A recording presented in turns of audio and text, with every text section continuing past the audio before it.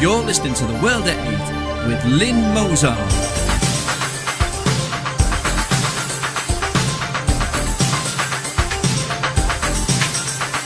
The World at 8, the number one in nationalist news. Highlights of the news today, Wednesday, 3rd of September 2014. Aldershot MP stands behind controversial immigration comments. David Cameron vows ISIS will be squeezed out of existence. 48 Syrian asylum seekers intercepted at Austrian border. Jihadist suspect arrested in Lower Austria. 3 ISIS supporters detained in Copenhagen.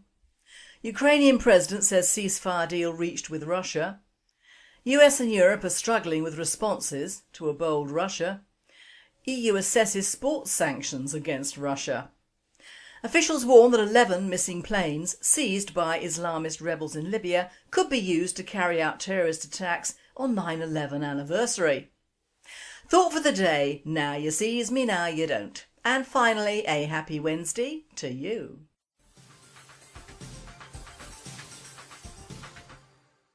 UK News. Aldershot MP stands behind controversial immigration comments.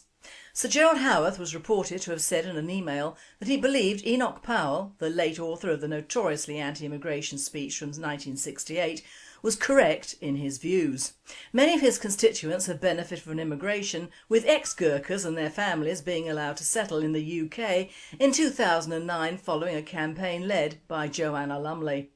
Despite this, the MP this week told the Aldershot News and Mail that he would continue to voice his thoughts on the issue and that it was pretty disgraceful to suggest that he should stop for fear of causing offence. Despite his office having received some pretty unpleasant calls from people without British accents in the aftermath of his comments, he said, "Someone has got to stand up and say something. I worked really hard to protect the constituency from Joanna Lumley's ill-conceived campaign. There are a large number of my constituents that are offended that their country has been changed in a way that they have not been consulted on." Sir Gerald's constituency of Aldershot has one of the highest rates of immigrants in the UK. The 2011 census showed that 7.8% of the population in Aldershot were Nepalese and 5.4% in Farnborough. The proportion of children born to foreign mothers in Rushmore also rose from 27.5% to 29.1% from 2012 to 2013, which is higher than in neighbouring local authorities Surrey Heath 21.5%, Hart 6.7%, Guildford 26.6% and Waverley 17.7%. Asked if he felt that representing constituents who may feel that they are the subject of his condemnation meant he should tone down his comments, Sir Gerald said, "Most of them don't speak English, so they wouldn't understand them anyway." I like this man. I have excellent relations with the ex-Gurkha organisations. The young ex-Gurkhas are not the problem. The problem is the elderly who do not speak English and do not understand our customs. It's not fair on them. It's not in their interest that immigration should continue to be such a cause for concern. I stand firmly and squarely behind what I said. There is massive concern in the country about immigration. We've a crowded island, look at the traffic jams everywhere and the demand for property. These are serious issues that deserve serious discussion. World at 8. We agree with this MP, he is absolutely right, and there are none so blind as will not see. Live in Aldershot for a week and tell me Lumley was right. Wall to wall, dirty old Nepalese people who won't integrate.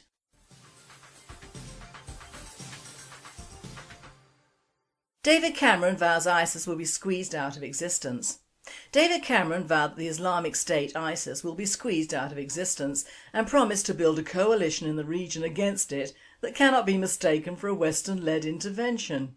His remarks appeared to be preparing the ground for a broad coalition that includes Britain to drive out ISIS following a formal invitation from the Iraqi government in Baghdad.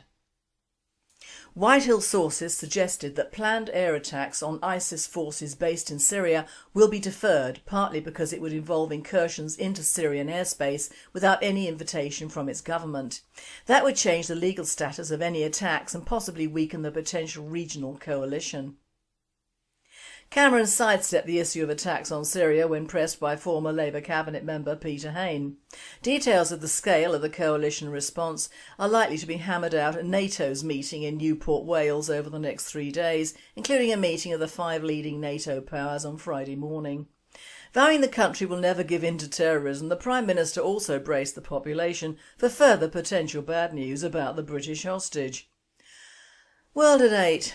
Sorry though I am about the last beheading, it appears the message about Islam, jihad and journalists or helpers has not been listened to. It is open season on these unbelievers who go into these countries. They get what the Christian population there do not deserve. Get over it. The time we get tough with Islam and terrorists will be the time I start to respect this or any UK government.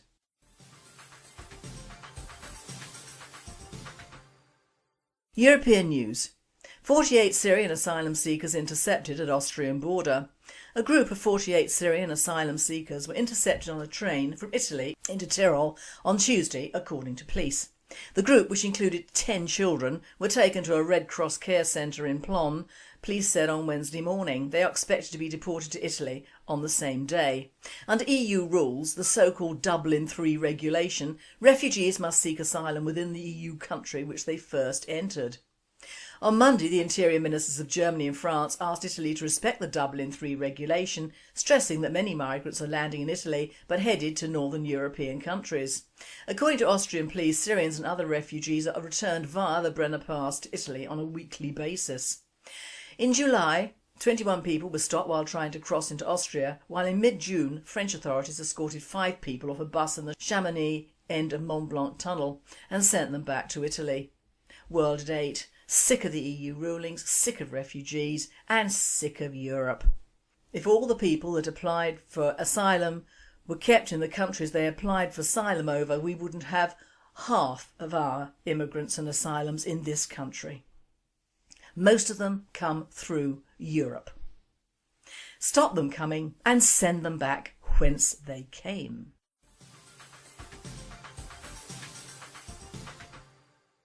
Jihadist suspect arrested in Lower Austria. A Chechen asylum seeker has been arrested in Heidrichstein, Lower Austria, for allegedly fighting alongside Islamist militants in Syria's civil war. The 29-year-old suspected jihadist was preparing to leave Austria, police said. He is now in prison in Krems. Previously, Lower Austria's State Office for Protection of the Constitution and the Federal Agency for State Protection and Counter-Terrorism investigated the man on suspicion of participation in a terrorist organisation. He allegedly fought in Syria in 2013. In December of that year he travelled to Austria for medical treatment and applied for asylum. His request was denied and he then appealed. As many as 130 people from Austria are believed to be fighting as jihadists abroad. More than half of Austrians jihadists originally come from the Caucasus region and have a valid residence permit in Austria. World at 8. Shoot them for sedition or treason or just plain disloyalty. What other landmass in the world would allow this criminal to have health treatment within their country? Can you see the Chinese or Japanese allowing this?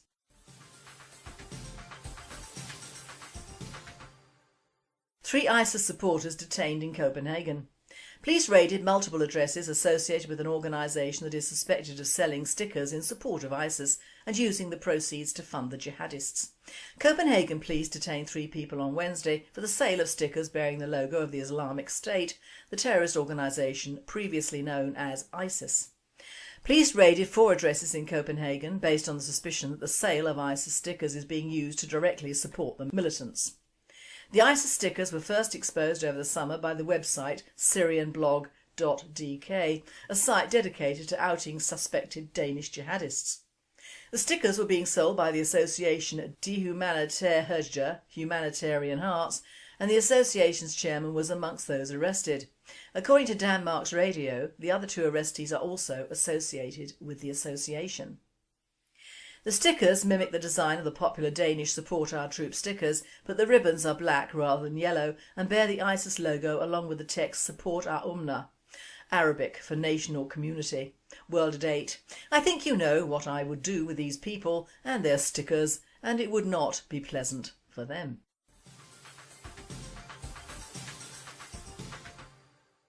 World news. Ukrainian president says ceasefire deal reached with Russia. The office of Ukrainian President Petro Poroshenko says he and the Russian President Vladimir Putin are in agreement on a ceasefire in eastern Ukraine, but the statement was ambiguous and there was no immediate indication that the fighting would stop. The brief statement Wednesday said mutual understanding was reached regarding the steps that will contribute to the establishment of peace, but gave no details. Poroshenko's office first said that there was an agreement on a permanent ceasefire, but later revised the statement to say agreement on a ceasefire regime. The changes appeared in Ukrainian, Russian and English language versions issued by the office. That appeared to indicate an agreement on conditions necessary for a ceasefire, not that one would imminently be implemented. US and Europe are struggling with response to a bold Russia. American and European officials are struggling to devise a response as Russia bears down on Ukraine, searching for new measures that will have more impact than the economic sanctions imposed so far, without risking major damage to their own industries or military escalation that could spiral out of control. The officials are meeting this week to assemble a new package of sanctions targeting Russia's banking, energy and defence sectors, but expressed scepticism that the measures would force Moscow to reverse course. President Obama faced rising calls from advisers and from Congress to move beyond economic actions to provide arms and more intelligence to Ukraine's beleaguered military. The frustration at the inability to deter Moscow follows a shift on the battlefield, where Russian troops have turned the tide in favour of Ukrainian separatists. President Vladimir Putin of Russia, who last week suggested statehood for parts of eastern Ukraine, ratcheted up his statement again by telling the President of the European Commission that Russia could take Kiev in 2 weeks if it wanted to. EU assesses sports sanctions against Russia. European Union nations are looking at sporting sanctions to punish Russia for its involvement in the Ukraine crisis, but diplomats say the immediate targeting of high-profile events like the 2018 World Cup is unlikely at this stage. An EU official with knowledge of the proposal said Wednesday's sports sanctions are under consideration as the EU seeks to get new measures ready by the weekend. Diplomats from 3 member states said it was unrealistic to think that 28-nation group would try to impose such measures now, and said ambassadors would more likely seek a deepening of current sanctions. The individuals spoke on condition of anonymity because the talks were still ongoing. The EU has so far imposed sanctions against dozens of Russian officials and Russia's financial and arms industry. World at 8 has just about the same effect as sending a Paralympic into the proper Olympics, doesn't it?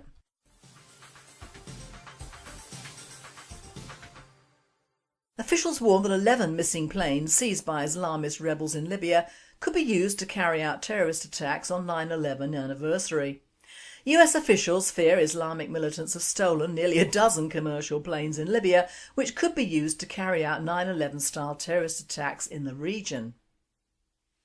11 commercial jets owned by 2 state-owned airlines went missing last month after militant group Libyan Dawn overtook the international airport in the capital city of Tripoli. In the past 2 weeks, the US government has been issuing warnings about the deteriorating state in Libya, drawing attention to the fact that the planes could be used in attacks to mark the anniversary of the 9/11 later this month. Sources who read the briefs told the Washington Free Beacon. There are a number of commercial airliners in Libya that are missing, one official told the paper.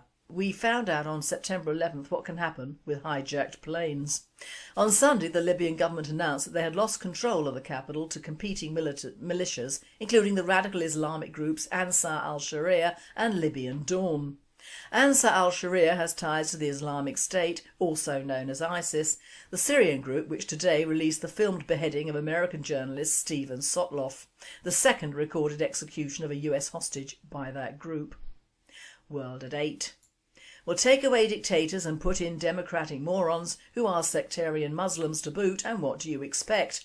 Anarchy is what you get. Try to think ahead sometimes, not just as far as the next armed deal or training ground.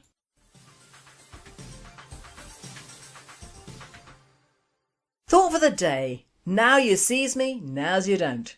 You may think this is a strange title for a thought, but in reality it isn't. This saying is the butt end of a very racist joke from the 70s. A black man walking across a zebra crossing muttering, "Nows you sees me, now you don't." Personally, I loved it, and it is that saying that encompasses everything that we see nows, or rather don't. Once again our media is going bananas over some town up north which has discovered rather late that many of their vulnerable girls have been raped by Pakistani men. But have no fear, after all the hogwash surrounding this latter-day miracle of discovery, these self-same vulnerable girls are crawling out of the woodwork once again for money. You may wonder where the Yazidis have gone, or if in fact they're still up the sodding mountain being killed or circumcised or beheaded.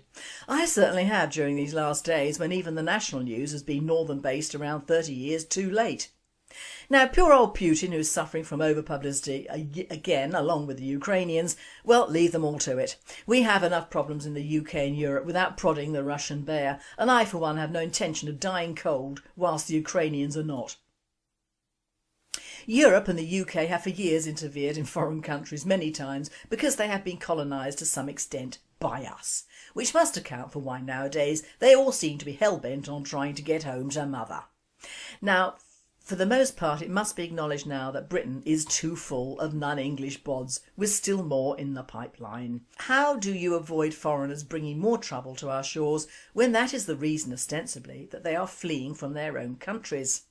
Let us never forget they all came from somewhere, not necessarily Sangatte or the equivalent. Apparently it took, according to Boris Johnson, 100 years for the channel to be built, and don't we all wish it hadn't? In allowing and funding that monstrosity to be dug, we have dug the grave for England along with it. In a programme earlier this week about the food we eat, once again the main root of the problem of too many people in the UK was skirted over because they did the world, and of course the world is overpopulated as well. But the one point always missed is that the third world is the breeding world. The civilised world now cannot afford masses of children because we're busy paying for masses of third world kids over here and in foreign aid. So the result of this is liquid food or insects for the payers of the breeders, so they can have proper food. And if you think this is rubbish, think ahead 30 years in your area.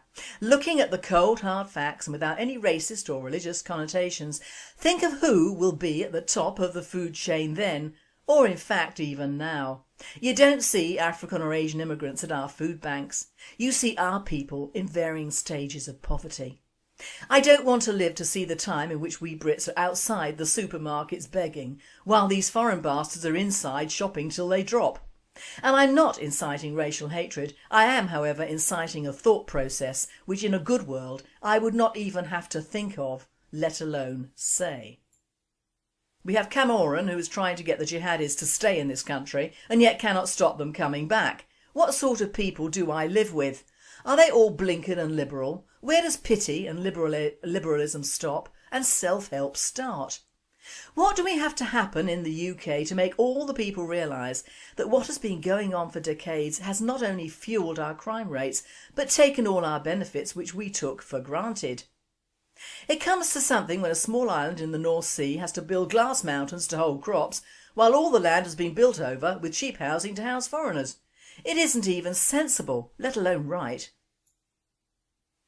Do you think we nationalists will be bouncing around with leaflets for years about immigration, homosexual paedophiles, a collapsing international health service, Islamic encroachment in our education systems, corruption and sexual corruption in high places, excuse the pun, foreign aid which amounts to foreign corruption, the English culture and history being rewritten if written at all, and the most popular name being Mohammed, if various and mixed governments had not allowed massive immigration from all and sundry all the time since the end of the last war? Do you? Really? Do you? If the Conservative Party had done its job and stuck to its guns after that war, there would be no need for nationalism as a creed. In fact, we now live in a selfish, stupid society, where the poor still want to remain poor so they don't have to work. The vast majority of the population actually still believe that the state should look after them from cradle to grave and from one disaster to another, and that awful things shouldn't happen at all because they don't deserve it. This thinking, compiled with the bilious and awful Marxist and diversity-ridden ethos in the land of reality TV, where many people can laugh unseen at millions of other people doing or saying various degrees of awfulness, is what this green and once pleasant land has become. The answer lies in the thousands of elderly Brits who have made their money in the heydays of the UK, that is the 70s and 80s, and then went or brought properties abroad to escape to, while still clinging to their nationalism by the tenuous roots of a G&T, an entire generation of white flight. Subsequent generations of whites don't have the money to escape, not for them the help given in the form of traffickers and slavers, or the readily available financial help on landing wherever they think they should go. Oh no. They are white and expendable and unimportant to the powers that be, who are either lizard people or varying shades of whatever, but in truth the one thing uniting this very powerful and secretive body is blood and money, in that order. No country ever goes down the pan without considerable help from its inmates, and depending on whom those inmates are and how powerful they have been allowed to be, therein lies the answer. Look inwards, look next door and look around your local shops and tell me there are no changes for the worst over the years and you are either challenged or living in La La Land. But don't worry, as you won't feel a thing as the sword of Islam descends. I love England, never been to Scotland so don't care, Wales seems okay, but it's England I love, and by that I mean the countryside and the offbeat track places. Places of beauty which we might lose in the rush to help and house foreigners who for the most part have come from ruins of mud huts and campons or the slums of India and Pakistan, or shuffled around the dusty streets of Libya. Why build them houses? Why care? Their own governments don't care, why should we?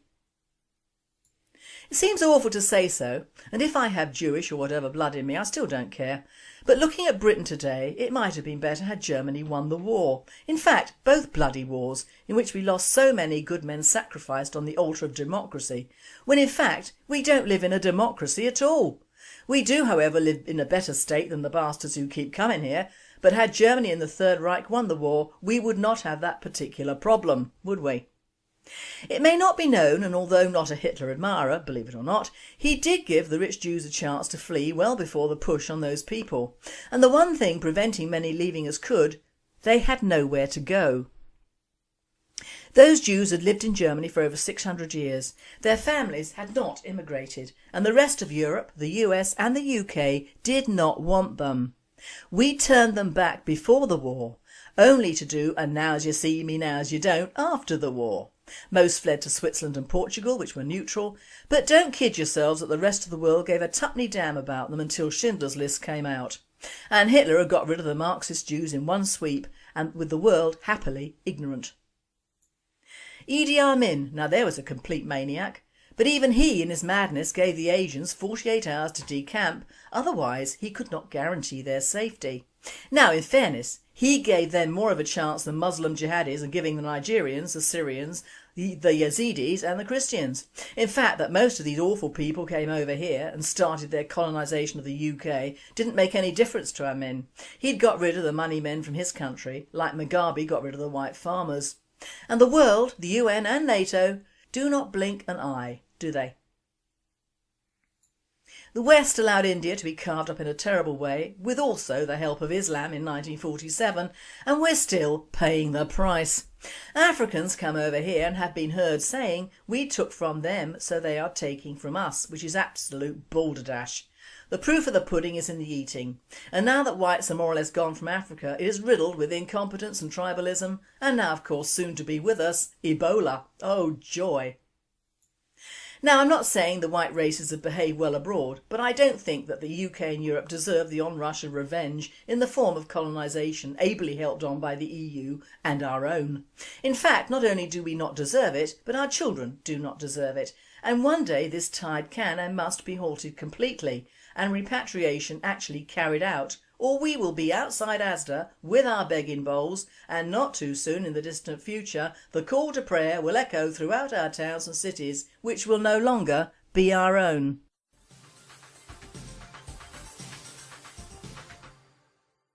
And finally, a happy Wednesday. This example shows the importance of accuracy in your tax return. HMRC, Her Majesty's Revenue and Customs, has returned the tax return to a man in Stansted after he apparently answered one of the questions incorrectly. In response to the question, "Do you have anyone dependent on you?" he wrote, 2.1 million illegal immigrants, 1.1 million crackheads, 4.4 million unemployable Jeremy Kyle scroungers, 900,000 criminals in over 85 prisons, plus 650 idiots in Parliament and the whole of the European Commission. The HMRC stated that the response he gave was unacceptable. The man's response back to HMRC was, "Who did I miss out?" I just love that. And the following is purported to be an exchange of correspondence between a customer and the Irish Railway Company. "Gentlemen, I have been riding your trains daily for the last 2 years and the service on your line seems to be getting worse every day. I'm tired of standing in the aisle all the time on a 14-mile trip. I think the transportation system is worse than that enjoyed by people 2,000 years ago. Yours truly, Patrick Finnegan. Dear Mr Finnegan, we received your letter with reference to the shortcomings of our service and believe you are somewhat confused in your history. The only mode of transportation 2,000 years ago was by foot. Sincerely, the Irish Railway Company. Gentlemen, I am in receipt of your letter and indeed I think you are the ones who are confused in your history. If you will refer to the Bible and the Book of David, 9th chapter, you will find that Balaam rolled to town on his ass. That, gentlemen, is something I've not been able to do on your train in the last 2 years. Yours feckin' truly, Patrick Finnegan." You've been listening to The World at 8. I am Lynne Mozart and I wish you all a very good night. Vows ISIS will be squeezed out of existence. 48 Syrian asylum seekers intercepted at Austrian border. Jihadist suspect arrested in Lower Austria. 3 ISIS supporters detained in Copenhagen. Ukrainian president says ceasefire deal reached with Russia. US and Europe are struggling with responses to a bold Russia. EU assesses sports sanctions against Russia. Officials warn that 11 missing planes seized by Islamist rebels in Libya could be used to carry out terrorist attacks on families being allowed to settle in the UK in 2009 following a campaign led by Joanna Lumley. Despite this, the MP this week told the Aldershot News and Mail that he would continue to voice his thoughts on the issue and that it was pretty disgraceful to suggest that he should stop for fear of causing offence. Despite his office having received some pretty unpleasant calls from people without British accents in the aftermath of his comments, he said, "Someone has got to stand up and say something. I worked really hard to protect the constituency from Joanna Lumley's ill-conceived campaign."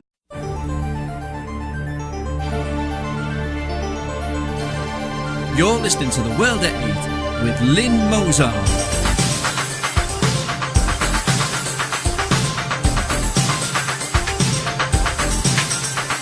The World at 8, the number 1 in nationalist news.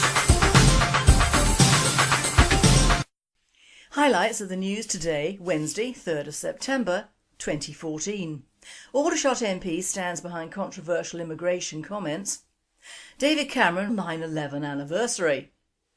Thought for the day, now you sees me, now you don't. And finally, a happy Wednesday to you.